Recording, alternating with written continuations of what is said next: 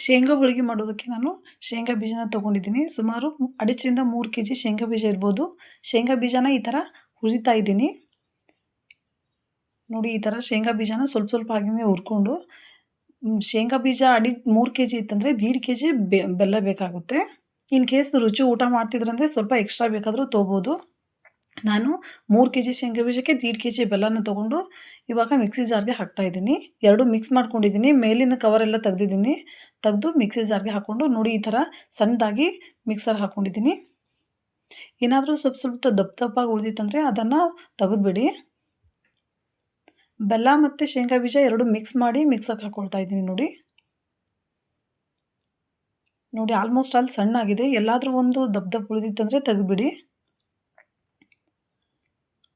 ಮತ್ತು in case ಏನಾದರೂ ಬರೀ ಶೇಂಗಾ ಬೀಜ ಅಷ್ಟೇ ಮಿಕ್ಸಿಗೆ ಹಾಕ್ಕೊಂಡಿದ್ರಂದರೆ ಬೆಲ್ಲನ ಆ್ಯಡ್ ಮಾಡಬೇಕಾಗುತ್ತೆ. ನೀರಿನಲ್ಲಿ ಕರಗಿಸಿ ಮಿಕ್ಸ್ ಮಾಡಬೇಕಾಗುತ್ತೆ. ಅದು ಸ್ವಲ್ಪ ಹಳಸಾಗೋ ಚಾನ್ಸಸ್ ಇರುತ್ತೆ.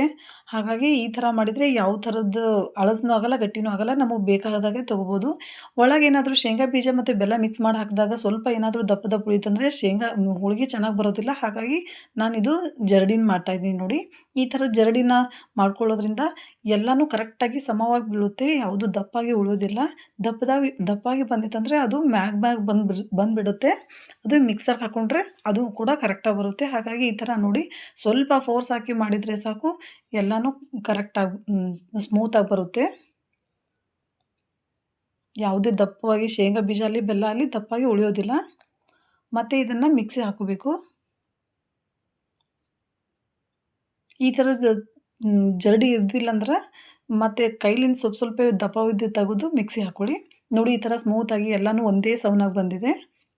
ಇವಾಗ ನಾನು ಸುಮ್ಮನೆ ಸ್ವಲ್ಪ ಬೆಚ್ಚಗೆ ನೀರು ಮಾಡಿಕೊಂಡು ಕರೆಕ್ಟಾಗಿ ಮಿಕ್ಸ್ ಮಾಡ್ತಾಯಿದ್ದೀನಿ.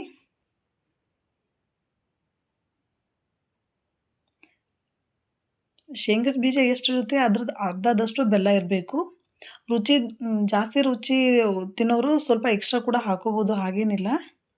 ಇವಾಗ ನೋಡಿ ಒಂದು ಸ್ವಲ್ಪನೂ ಗಟ್ಟಿ ಇರಲಾರ ಥರ ಮಿಕ್ಸಿ ಹಾಕ್ಕೊಳ್ತಾ ಇದ್ದೀನಿ.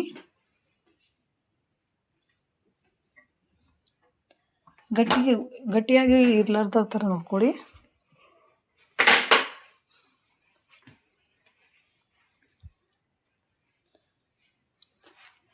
ಒಂದು 7-8 ಗಂಟೆಗಳ ಕಾಲ ಇದೇ ಥರ ನೆನಿಬೇಕು. ಇದು ಬೆಳಗ್ಗೆ ಮಾಡ್ತಿದ್ರಂದರೆ ನೈಟ್ ಇದು ಮಿಕ್ಸ್ ಮಾಡಿ ಇಟ್ಕೋಬೇಕು.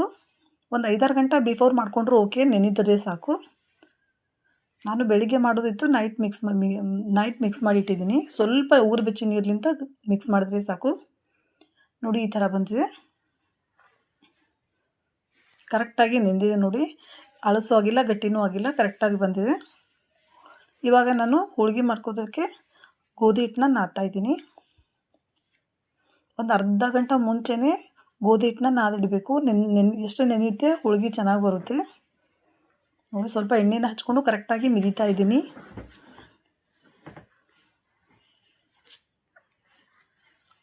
ಹೀಗೆ ಒಂದು 2-3 ನಿಮಿಷ ಮಿದ್ಕೊಳ್ಬೇಕು ಹಿಟ್ಟು. ಹೋಳಿಗೆಗೆ ಯಾವ ಥರ ಹುಳಿ ಮಾಡ್ಕೋತಾರಲ್ಲ ಆ ಥರ ಚಪಾತಿ ಹಿಟ್ಟಿನಿಂದ ಮಾಡ್ಕೊಳ್ತಾ ಇದ್ದೀನಿ ನೋಡಿ. ಗಟ್ಟಿಯಾಗೂ ಇರಬಾರ್ದು ಮತ್ತು ಹಳಸಾಗಿರಬಾರ್ದು, ಅಷ್ಟೇ ಮೀಡಿಯಮ್ ಆಗಿ ಎರಡೂ ಭೀ ಕರೆಕ್ಟಾಗಿತ್ತಂದರೆ ನೋಡಿ ಈ ಥರ ತುಂಬ್ಕೊಳ್ತಾ ಇದ್ದೀನಿ ನೋಡಿ. ಬೇಳೆ ಹೋಳಿಗೆ ಹೇಗೆ ತುಂಬ್ಕೊಳ್ತೀವೋ ಅದೇ ಥರ ತುಂಬ್ಕೊಳ್ತಾ ಇದ್ದೀನಿ.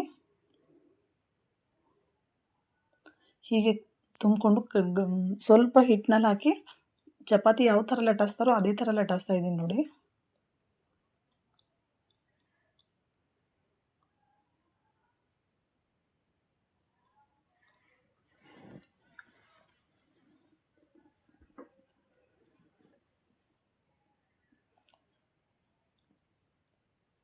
ನಾವು ಮಿಕ್ಸ್ ಮಾಡಿಟ್ಟಿರೋ ಬೆಲ್ಲ ಮತ್ತು ಶೇಂಗಾ ಬೀಜದ ಕೂಟ ಅದು ಕರೆಕ್ಟಾಗಿತ್ತಂದರೆ ಹೋಳಿಗೆ ಮಾಡೋದಕ್ಕೆ ಯಾವುದೇ ಇದು ಆಗೋಲ್ಲ. ಒಂದು ಸೈಡಿಗೆ ಆಗೋದು ಮತ್ತು ಒಂದು ಸೈಡ್ಗೆ ಹಾಗೆ ಉಳಿಯೋದು ಅಂತಾರೆ, ಆ ಥರದ್ದೇನೂ ಆಗೋಲ್ಲ. ಎರಡು ಕರೆಕ್ಟಾಗಿರಬೇಕು. ಮತ್ತು ಮೇಲೆ ಸ್ವಲ್ಪ ಎಣ್ಣೆನ ಸವರಿ ಹೋಳಿಗೆನ ಹಂಚಿನಲ್ಲಿ ಹಾಕ್ತಾಯಿದ್ದೀನಿ ನೋಡಿ. ಹೈ ಫ್ಲೇಮಲ್ಲಿ ಮಾಡಬಾರ್ದು, ಲೋ ಫ್ಲೇಮಲ್ಲೇ ಇಟ್ಟು ಹೋಳಿಗೆನ ಬೇಯಿಸಬೇಕು.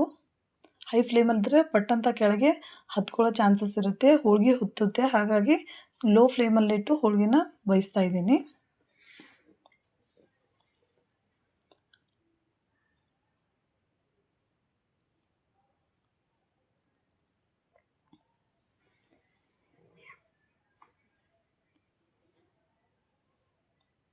ಬೆಲ್ಲ ಹೆಚ್ಚಾಯ್ತಂದರೆ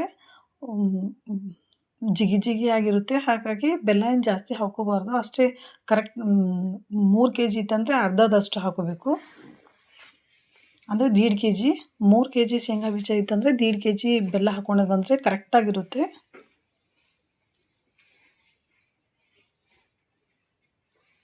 ಇನ್ನೂ ನನ್ನ ಚಾನಲ್ ಯಾರೆಲ್ಲ ಸಬ್ಸ್ಕ್ರೈಬ್ ಮಾಡಿಲ್ಲೋ ಸಬ್ಸ್ಕ್ರೈಬ್ ಮಾಡಿಲ್ಲ ಸಬ್ಸ್ಕ್ರೈಬ್ ಮಾಡ್ಕೊಳ್ಳಿ, ಮತ್ತು ಕಮೆಂಟ್ ಮಾಡಿ.